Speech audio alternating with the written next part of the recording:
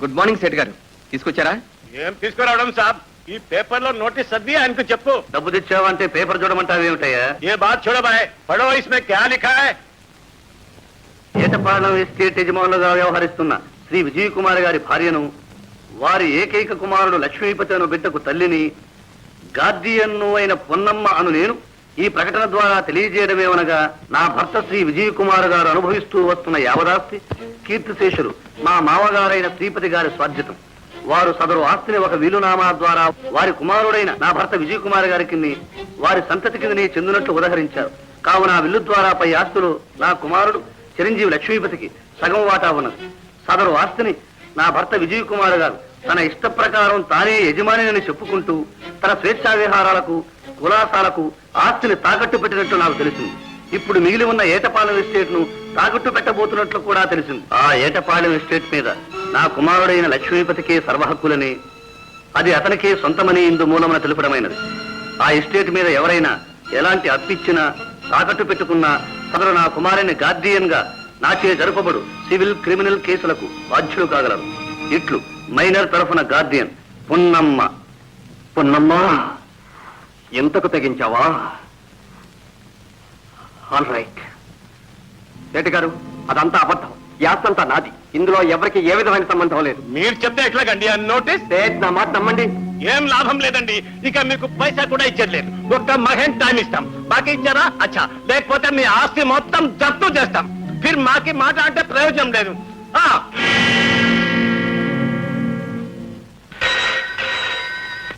Hello, గొప్పను మాట్లాడుతున్నాను. 3 నెలల ముందు 50,000 చెక్ ఇచ్చారు. అది తిరిగి వచ్చింది. గుర్తుందా? ఎస్ ఎస్, గుర్తుందండి. అడిగినప్పుడల్లా ఇదిగో అదిగొడ్డు వచ్చాం. ఈ రోజు నీ భార్యకి నోటీస్ చూశారు. చూడండి గుప్తా గారు, అదంతా అబద్ధం అండి. నేను కోర్టుకి వెళ్తున్నాను. ఆ ఆస్తి అంతా నాదేనని రుజువు చేసుకుంటున్నాను. దయచేసి అప్పటిదాకా మీరు. Thank you very much. Hari, అది నన్ను నలుగురిలోనూ తలెత్తుకోకుండా చేసింది, అవమానం పాలు చేసింది. దాన్ని దెబ్బకి దెబ్బ తీయాలి. వెంటనే వెళ్లి లాయర్గా మాట్లాడు. కానీ బావుగారు, మనం లా ప్రకారం పోతే ఏమీ లాభం ఉండదేమోనని. ఆ పల్లెటూరు బయటకు తెలిసిన లా నాకు తెలియదు అనుకున్నావా? నువ్వు వెంటనే వెళ్లి లాయర్గా మాట్లాడు. వెళ్ళు. అలాగే.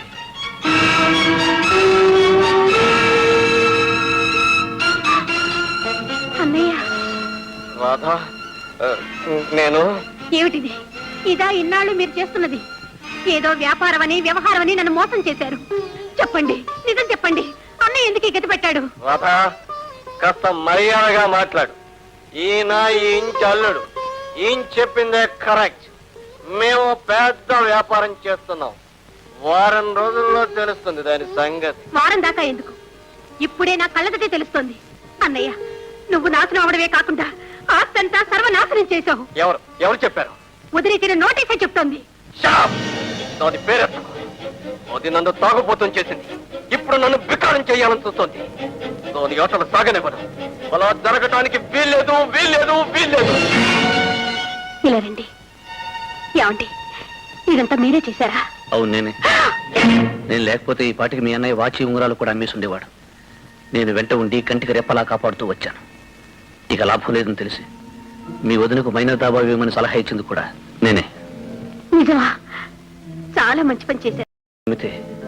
చాలు. విజయ్ స్పీకింగ్. పర్వాచారి స్పీకింగ్. ఫైల్స్ మొత్తం చూశాను. జయం మనదే, గ్యారంటీ. Very good. ఈ కేసు మనం గెలిస్తే మీకు ఎంత ఫీజు అయినా ఇస్తాను. అది తర్వాత సంగతి. ముందు వక్కాలతో ఫైల్ చేయాలి కదా. 3,000 పంపు. 3,000? Okay, I'll send you. అన్నయ్య,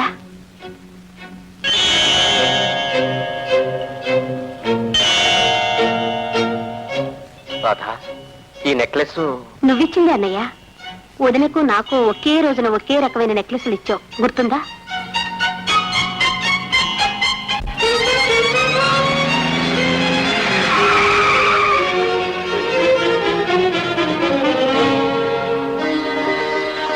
వచ్చారా బాబు? రండి, లోపలికి రండి. అక్కర్లేదు. ఆ గాడిదకు నేను ఒక రోజు నెక్లెస్ ఇచ్చాను. దాన్ని తీసుకురండి. అలాగే తీసుకొస్తాను. మీరు లోపలికి రండి. ఇక్కడుండి మాట్లాడితే ఎవరైనా ఏమని అనుకుంటారు. నేను రాను. త్వరగా వెళ్ళి ఆ నెక్లెస్ తీసుకురండి. పండి. అలాగే.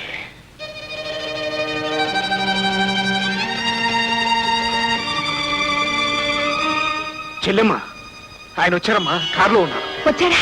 లోపలికి రామా. ఆగమ్మా, నేనేమో రమ్మన్నాను, కానీ ఆయన రానన్నాడు. ఆయనకు కావలసింది ఆయన నీకిచ్చిన నెక్లెసేనట. ఆయన నాకిచ్చింది నెక్లెస్ ఒక్కటే కాదు, ఈ బిడ్డను కూడా ఇచ్చారు. ఇప్పుడు నెక్లెస్ ఒక్కటే కావాలన్నారు. సరే, ఒక్కసారి వచ్చి బాబుని తప్పక చూసి వెళ్ళమని చెప్పన్నయ్య.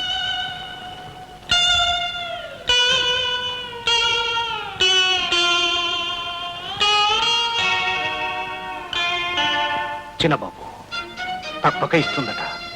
ఒక్కసారి లోపలికి వచ్చి బాబును చూడమంటుంది. ఎందుకు? బాబు పేరు చెప్పి నన్ను కోర్టుకు లాగింది. ఇప్పుడు వాడిని చూపించి నన్ను లొంగ తీసుకోవాలా? నేను వాడి మొహం చూడక్కర్లేదు. అలా అనకండి చిన్నబాబు. అమ్మాయి మీ చింతతో చితికిపోయింది. నేనా బాగున్నది?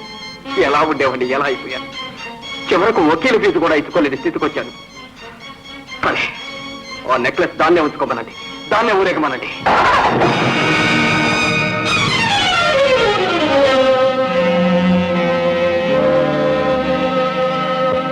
మిస్టర్ విజయ్, ఎన్నిసార్లు చెప్పాలయ్యా? దో ఫీజు లేదే ఏమి జరగదు. అవునయ్యా, నీతో పెద్ద గోళ. ఫోన్ పెట్టావయ్యా. పెట్టవా? సర్లే, నేనే పెట్టేస్తాను. తీసుకోండి. ఎవరమ్మా నువ్వు? వారి భార్యను. విజయ్ భార్యవా? ఈ డబ్బు ఎందుకు ఇస్తున్నట్టు? ఓహో, కేసు వదులుకోమనా? కాదు, వాదించమని. అటు అతని మీద కేసు వేశావు, ఇటు ఆయన తరపున వాదించమని డబ్బిస్తున్నావు. ఏంటమ్మా నీ ఉద్దేశం? ఆయన బిడ్డకు తల్లిగా కేసు వేశాను, ఆయనకు భార్యగా ఈ డబ్బిస్తున్నా. అమ్మా, వాది ప్రతివాది తరఫున వకీలకు డబ్బు ఇవ్వడం ఈ వరదాచారి లైఫ్ లో ఇదే మొదటిసారి. ఈ కాలంలో ఎటువంటి పతివ్రతలు ఉన్నారంటే నమ్మలేకున్నాను. నన్ను క్షమించండి, ఈ కేసు నేను వాదించలేను. ఈ డబ్బు తీసుకెళ్ళమ్మా. అంత మాట అనకండి, మిమ్మల్ని బతిమాలుకుంటున్నాను. ఈ కేసు మీరు వాదించాలి, నిజం రుజువు కావాలి. దయచేసి కాదనకండి, వెళ్ళిస్తాను.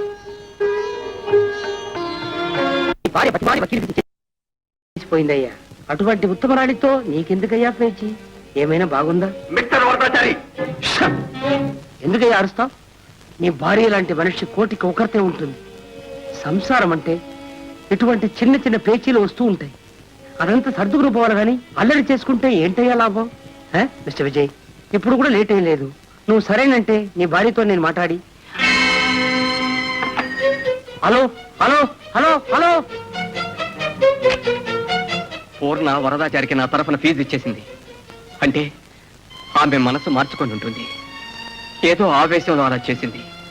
కానీ ఆ అనుబంధం ఎక్కడికి పోతుంది? బావగారు, ఏమైంది? మనం కేసు విత్డ్రా చేసుకుంటే తప్పు చేసినట్లు అవుతుంది బావగారు. మీరు ఫీజు కూడా ఇవ్వలేని స్థితిలో ఉన్నారని, ఆస్తంతా సర్వనాశనం చేశారని రుజువు చేసి తన కేసును బలపరుచుకోవడానికే ఈ పని చేసింది. ఎస్ డార్లింగ్, హరి చెప్పిందే కరెక్ట్.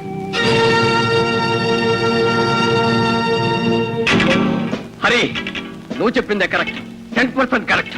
మనం ఎలాగైనా ఈ కేసును నడిపించాలి, మనమే గెలవాలి. బావగారు, అందుకు చిన్న చర్చ. ఏమిటది? పొన్నమ్మ తన తరఫున వకీల్ని పెట్టుకోలేదు. ఎలాగైనా ఆమెను కోర్టుకు రాకుండా ఆపేశామా, ఎక్స్ పార్టీ డిగ్రీ ఖాయం. Very good. ఏం చేస్తావో ఎలా చేస్తావో నీ ఇష్టం. ప్రొసీడ్.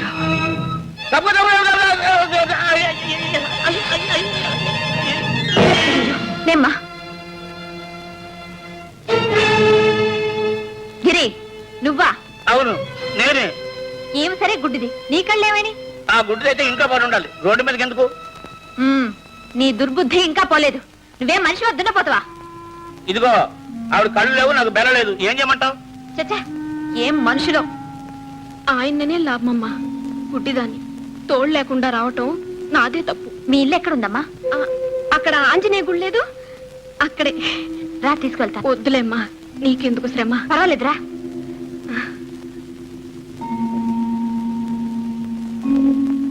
కూర్చో. ఈ ఇంట్లో ఎవరూ లేరా? ఉన్నాం. నువ్వా? అవును, నేనే. మరి ఈమె? గిరి భార్య మళ్ళీ. అవును, నా భార్య. గుడ్డిది కాదు. ఇదంతా నిన్ను తొక్కి పెట్టాలనే ఆడిన నాటకం. ఎందుకు? నువ్వు కోర్టుకు హాజరు కావడానికి వీల్లేదు. ఈ రోజే కేసు మేమే జయించాలి. గిరి, దీని కళ్ళు చెదులు కట్టిపడే.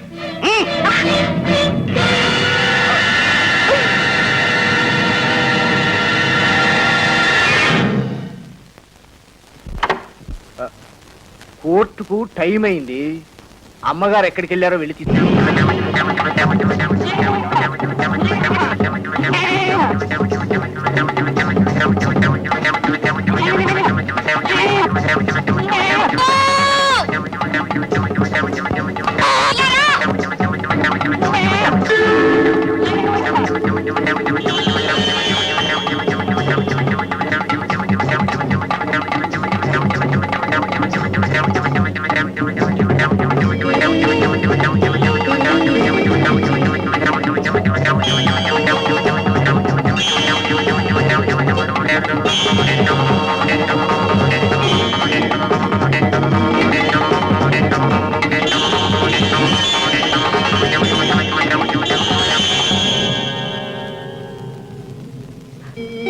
రాము, నువ్వు ఇక్కడే ఉండు.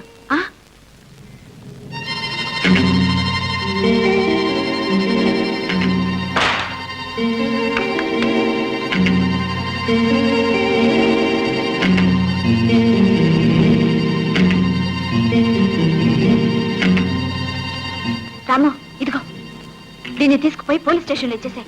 పోరా.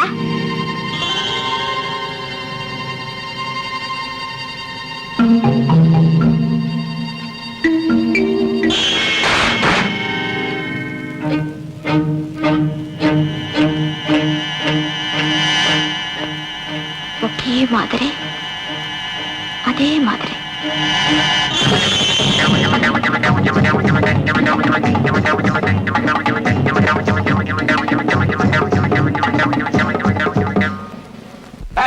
ఎవరు దీని లోపలికి రానిచ్చింది? అదే వచ్చింది సార్. ఈ నోట్లో కాగితం ఉంది. ఇందులో వట్టి చిల్లులే ఉన్నాయి. అపాయం. ఎవరికో అపాయంలా ఉంది. ఎవరికి? ఎక్కడ?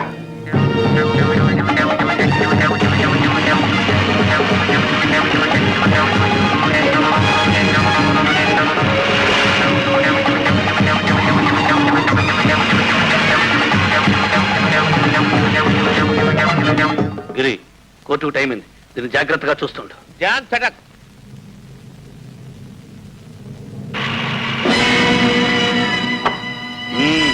పుట్టేళ్లు పంపించి పోలీసులు పిలిపించావన్నమాట. అవును, ఇంకొక క్షణంలో మీ చేతులకు బేడీలు పడతాయి. మాతో పాటు నీ మొగుడికి కూడా పడతాయి బేడీలు. ఎందుకని? ఇదంతా మేమే చేశామనుకుంటున్నావా? ఆయన చెప్తేనే చేశాం. అసలు నేరస్తుడు మీ ఆయన. కుట్ర చేసిన వాడికి 5 ఏళ్ళు శిక్ష అయితే చేయించేవాడికి 10 ఏళ్ళు. తెలుసా? కరెక్ట్. ఇప్పుడు చెప్పు, ఎలా చేయాలో ఏం చేయాలో ఆలోచించుకుని చెప్పు.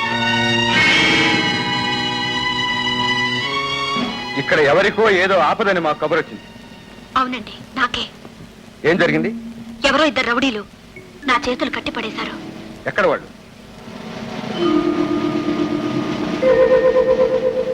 ఏమ్మా, ఎక్కడ రౌడీలు? పారిపోయారా? అవునండి, వీళ్ళిద్దరూ వచ్చి నన్ను కాపాడారు. నాకేం పర్వాలేదు, మీరు వెళ్ళొచ్చు. ఓకే, మీరు స్టేషన్కి వచ్చి రిపోర్ట్ రాసివ్వండి. వెళ్ళొస్తానమ్మా. వస్తానండి. నమస్కారం. హరి, నా భర్త కోసం నిన్ను కాపాడాను. బతికిపో. రాము.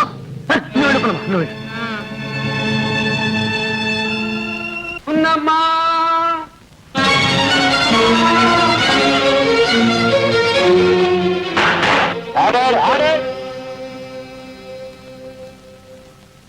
నమస్కారం అయ్యా, నేనే పున్నమ్మను. మీ తరఫున వాదించడానికి వకీళ్లు ఎవరూ లేరా? మొగుడు పెళ్లాల మధ్య తగాదాలో 3వ మనిషి ఎందుకయ్యా? ఆయన్ని విచారించడానికి నాకు అనుమతి ఇవ్వండి. అడగాల్సిందేదో నేనే అడుగుతాను. All right, proceed. Mister Vijay Kumar.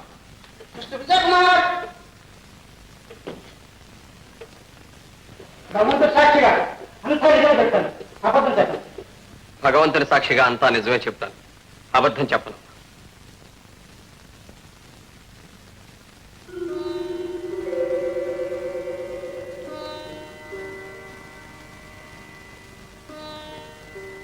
మీ పేరు? విజయ్. మీకు పెళ్ళైందా? అయింది. బ్రతికించారు. పెళ్లి కాలేదని చెప్తారేమో అనుకున్నా. ఆ మీ భార్య పేరు?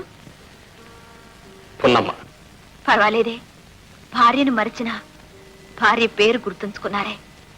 ఆ సరే, మీకెంతమంది బిడ్డలు? ఒక్క బిడ్డే. పిల్ల పిల్లాడా? పిల్లాడని విన్నాను. భేష్. భార్యని తెలుసు, భార్య పేరు తెలుసు. ఆ భార్యకు పుట్టిన బిడ్డ సంగతి మాత్రం తెలియదు. విన్నారు అంతేనా? అయ్యా, ఇది కాస్త రాసుకోండి. సరే, ఎప్పుడు విన్నారు? యువర్ ఆనర్, ఈ కేసుకు ఈ ప్రశ్నకు ఏమాత్రం సంబంధం లేదు. ఎందుకు లేదు? ఆయనకు ఆయన సంసారానికి ఏ సంబంధము లేకపోబట్టే ఈ కేసు వేయాల్సి వచ్చింది. అందుకే ఈ ప్రశ్న వేశాను. Objection over ruled. విచారణ కానివ్వచ్చు. మీ పిల్లాన్ని గురించి ఎప్పుడు విన్నారు?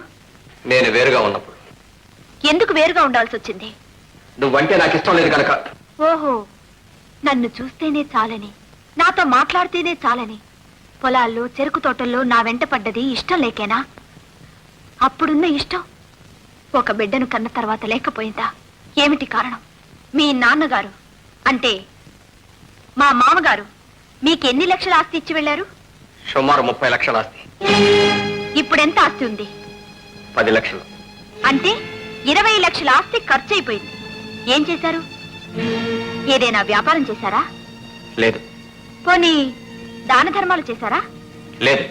మరి ఎలా ఖర్చయింది? ఏ ఎందుకలా కంగారు పడతారు? చెప్పండి. నేను చెప్పనా? తాగుడుకు తందనాలకు తగలేశారు. అవునా కాదా? నా ఆస్తి నా ఇష్టం, ఎలాగైనా చేసుకుంటాను. ఆ అధికారం నాకుంది. అధికారం మీకొక్కరికే కాదు, మీ వారసులకు కూడా ఉందని వీల్నామాలో ఉంది. అవునా? అది అది ఉందా లేదా? అయ్యా, ఇది రాసుకోండి. మీ నాన్నగారి ఆస్తి మీద మీకు అధికారం ఉన్నట్టే తాతగారి ఆస్తి మీద మనవడికి అధికారం ఉందా లేదా? ఉంది. అలాంటప్పుడు వాడి వాట ఆస్తిని ఖర్చు పెట్టే అధికారం మీకెవరిచ్చారు? వాడు నా కుమారుడు, నేను వాడి తండ్రిని. ఆ మాత్రం బాధ్యత నాకు తెలుసు. బాధ్యత? హ్మ్. అంత బాధ్యత ఉన్న మనిషి కొడుకు పుట్టాడని తెలిసి కూడా ఒక్కసారైనా వచ్చి వాడి ముఖం చూశారా? ఎవరో వద్దని సలహా ఇచ్చుంటారు. మీ అవసరం కోసం, ఆ నెక్లెస్ కోసం ఇంటి వాకిల్ దాకా వచ్చారే. ఒక్కసారి లోపలికొచ్చి బిడ్డను చూసి పొమ్మని ఎంతో బతిమాలాను. వచ్చారా? బిడ్డను పెంచే బాధ్యతను తుంచుకొని ఉండొచ్చు, కానీ చూడ్డం కనీసం ఒక తండ్రి బాధ్యత కాదా? మీరా బాధ్యత తెలిసిన మనిషి ఇంకొకసారి అలా అనకండి. ఎవరైనా వింటే నవ్వుతారు. Order order. మనకు పెళ్ళే ఎంతకాలమైంది? 3 ఏళ్ళు. మనం కలిసి ఎంతకాలం కాపురం చేశాం? 2 ఏళ్ళు. ఆ 2 ఏళ్లలో మీరెంత ఆస్తిని అమ్ముకున్నారు? ఏమీ అమ్మలేదు. మనం విడిపోయి ఎంతకాలమైంది? 1 సంవత్సరం. మనం కలిసిన 2 ఏళ్లలో ఆవగింజంత ఆస్తినైనా అమ్మలేదు. విడిపోయిన 1 సంవత్సరంలో 20 లక్షలు. అంటే ఆస్తిలో 2 వంతులు అమ్మేశారు. ఇలాగే వదిలేస్తే ఏమవుతుంది? ఏం మిగులుతుంది? నా కోసం కాదండి, మీ కన్న బిడ్డ కోసం. రేపు ఆస్తి ఏమైందని మీ కొడుకు అడిగితే నేనేం చెప్పాలి? వాడి సంగతి వదిలేయండి. రేపు అంతా పోగొట్టుకుని మీరొస్తే నేనేం చెయ్యాలి? మిమ్మల్ని ఎలా పోషించాలి? కనీసం మీ కడుపు నిండా అన్నం పెట్టే స్థితిలో అయినా ఉండాలా? అందుకే ఈ కేసు వేశాను. అయ్యా, భగవంతుడు సాక్షిగా చెప్తున్నాను, నా భర్తను కోర్టుకి ఇడవాలని నాకే కోశానా లేదు. అన్ని ఆయన మేలు కోసం, ఆయన క్షేమం కోసమే చేశాను. పూజించే దేవుడి విగ్రహాన్నైనా మురికి పడితే కడక తప్పదు. అదే నేను చేశాను. ఏమండి, ఇప్పటికీ మించిపోయింది లేదు. నన్ను మన్నించండి. మీ పాదాలు పట్టుకుంటాను. వీల్లేదు, అలా జరగడానికి వీల్లేదు.